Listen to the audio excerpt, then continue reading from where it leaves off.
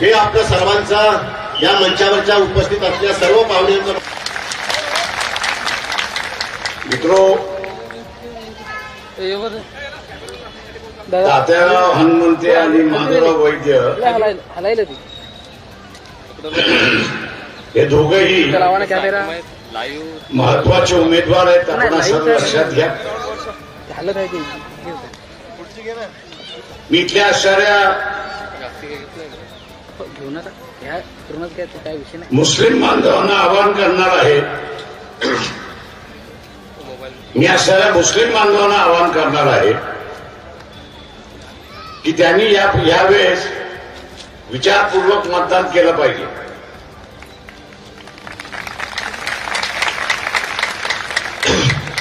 आणि ते विचारपूर्वक मतदान याच्यासाठी केलं पाहिजे की त्यांना आजपर्यंत फसवत आलेलं आहे.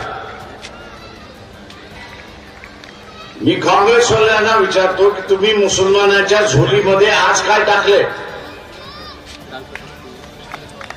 उलेमाने आज 44 जागा मागितल्या, पण काँग्रेसने 5-7 जागा दिल्या अशी असणारी परिस्थिती आहे. त्याच्यापैकी मी असं विचारतो काँग्रेसवाल्यांना की मुसलमानाचे 5-6 उमेदवार उभे केलेत, पण त्या मतदारसंघातला मराठा समाज जो आहे तो त्या मुसलमानाला मतदान करणार की मराठा समाज हा बीजेपीला मतदान करणार, हा त्याच्यातला महत्वाचा भाग. आणि म्हणून मुस्लिम बांधवांना माझं आव्हान आहे, मुस्लिम बांधवांना माझं असणारं आव्हान आहे की यावेळेसचं मत हे मोहम्मद पैगंबराच्या नावाने त्यांनी दिलं पाहिजे. कारण का मागच्या 5 वर्षाच्या कालावधीमध्ये, मागच्या 5 वर्षाच्या असणाऱ्या कालावधीमध्ये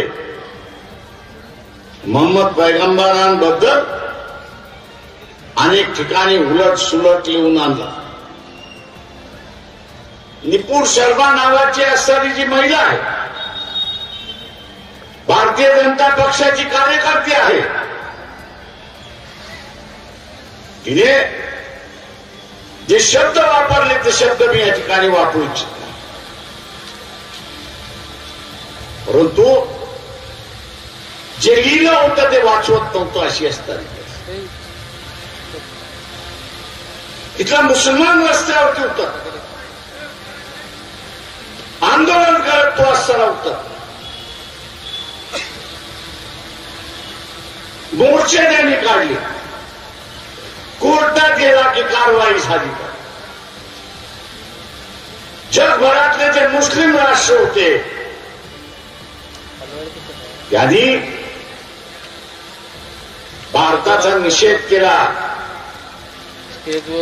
आणि माहीत असेल तर मलेशिया सारख्या राष्ट्राने आपल्याशी व्यवहार करायचा सुद्धा थांबवला अशी असताना परिस्थिती. सुप्रीम कोर्टापर्यंत हे प्रकरण गेलं, पण सुप्रीम कोर्टामध्ये गेल्यानंतर सुप्रीम कोर्ट म्हटलं आम्ही हातबल आहोत, कायदाच नाही, कायदाच नाही, म्हणून आम्ही काहीच करू शकत नाही अशी परिस्थिती. मित्रो, काहीच करू शकत नाही अशी असणारी परिस्थिती. तेव्हा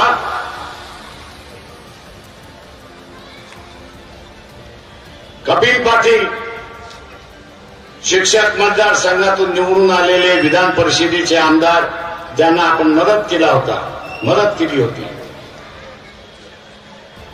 त्यांना हाताशी धरून आपण मोहम्मद पैगंबराचं बिल हे विधान परिषदेमध्ये मांडलं. विधान परिषदेमध्ये मांडलं. विधान परिषदेने ते मंजूर केलं, पण कायद्यात रूपांतर झालं नाही अशी परिस्थिती. मी अनेक काँग्रेसवाल्यांना असताना म्हणा, अरे बाबा आमची ताकद नाहीये, तुम्ही सभागृहामध्ये आहात,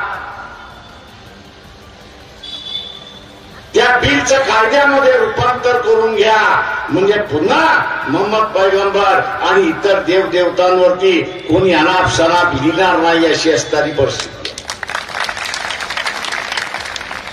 काँग्रेसवाले काय म्हणत होते माहिती आहे आपल्याला? जरा सबुरीने घ्या.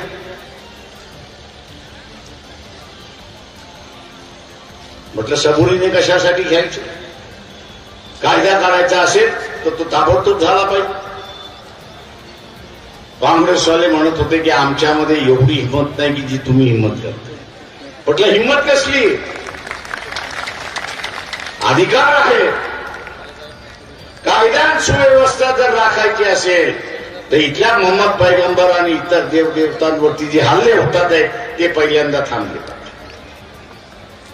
ते पहिल्यांदा थांबले पाहिजे. माझं इथल्या मुस्लिम बांधवांना आव्हान आहे, जे उमेदवार माधव वैद्यांच्या विरोधात आहे त्यांची आरएसएसची संगत आहेत की नाही तेवढं सांगा. त्यांच्या आरएसएसचा संबंध आहे की नाही तेवढं सांगा. आता त्यांचा आरएसएसचा संबंध असेल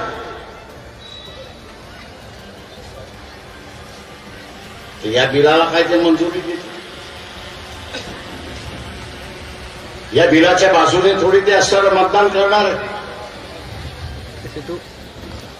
आणि मग तमाम मुसलमानांना माझं असतं राहावं,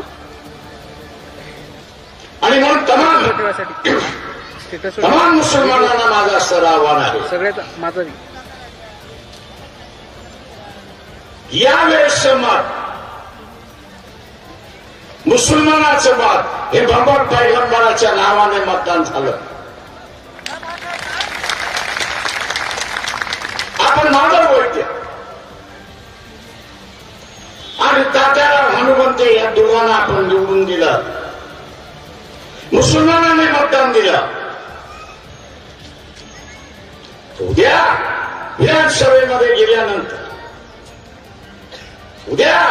विधानसभेमध्ये गेल्यानंतर या बिलाचं कायद्यामध्ये रूपांतर होईल. आणि कायद्यामध्ये रूपांतर झालं, मोहम्मद पैगंबराच्या विरोधात किंवा इथल्या देवदेवतांच्या विरोधात कोणी जर शब्द जरी अपशब्द जरी लिहिला तरी त्याला 7 वर्षाची सजा झाल्याशिवाय राहणार नाही. हे लक्षात. आज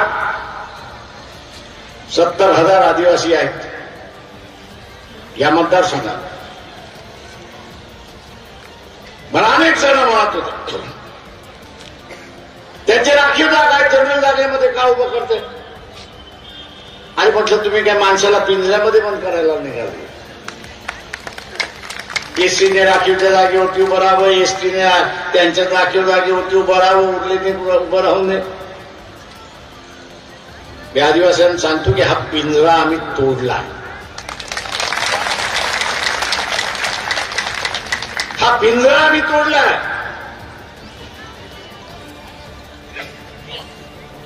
आणि माधव वैद्य एक आदिवासी समाजातले होत करून आणि त्याच्याच बरोबर ऍडमिनिस्ट्रेशनची जाण असणारा व्यक्ती या ठिकाणी आपण उभा केला हे असणारं लक्षात घ्या. आदिवासी बांधवांनी एक लक्षात घ्यावं की संधी वारंवार येणार नाही.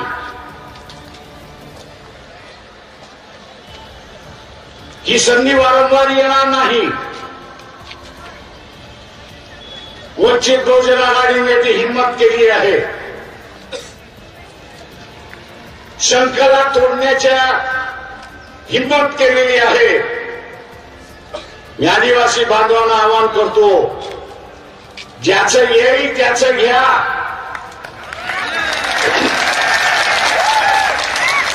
ज्याचं येईल त्याचं घ्या, पण आपलं मत आपलं मत आपलं मत आपलं मत गॅस सिलेंडरला मतदान करून आपण माधव वैद्य आणि तात्याराव हनुमंते यांचा प्रचंड मताने विजय करा हे आवाहन करतो आणि आपली सगळ्यांची रजा घेतो. जय भीम. खुदा हाफिज.